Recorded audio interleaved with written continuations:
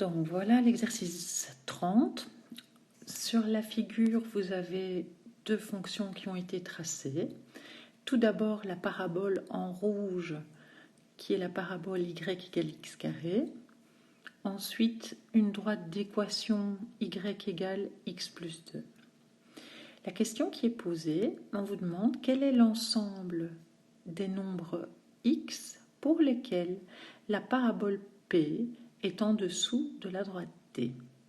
On va d'abord répondre à cette question sur le dessin et puis on fera cela par calcul. Alors sur le dessin, qu'est-ce qu'on constate? On constate que c'est à cet endroit-là que la parabole, la partie bleue, est bien en dessous de la droite verte. Et donc, sur l'axe des x, on constate que c'est entre moins 1 et 2. Donc, c'est pour les réels x qui sont situés sur cette partie-là de l'axe des x que la parabole est située en dessous. Donc, on peut écrire que graphiquement,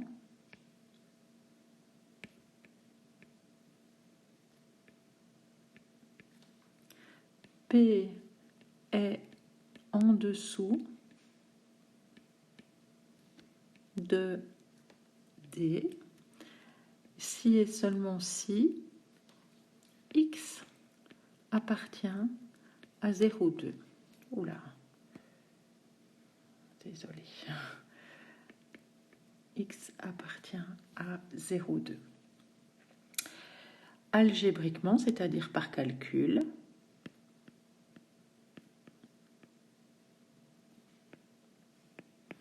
donc,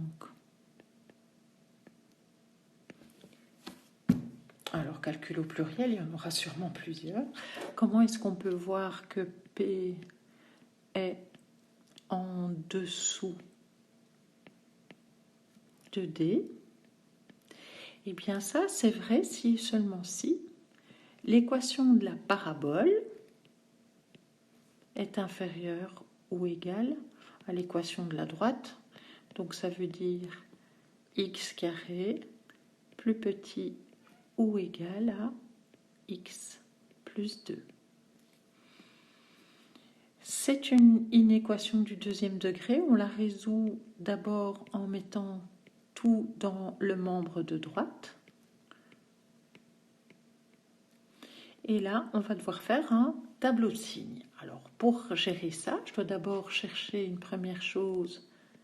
On doit d'abord trouver les racines de x carré moins x moins 2. Pour ça, on calcule delta. Je vous rappelle les valeurs. Pour calculer delta, on a la formule b carré moins 4ac.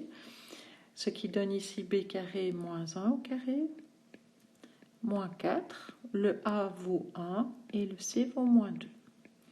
Ce qui donne ici 1 plus 8, c'est-à-dire on a un delta égal à 9. Ça veut dire qu'on a deux racines. Tout d'abord x1 qui est égal à moins b plus racine de delta sur 2a, c'est-à-dire 1 plus 3 sur 2, 4 sur 2 égale 2, et x2 qui est égal à moins b moins racine de delta sur 2a, qui est donc égal à 1 moins 3 sur 2, c'est-à-dire à moins 2 sur 2, donc moins 1.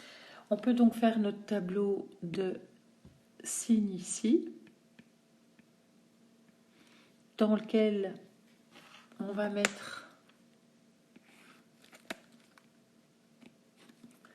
les différentes valeurs. Donc, si je reprends les choses correctement,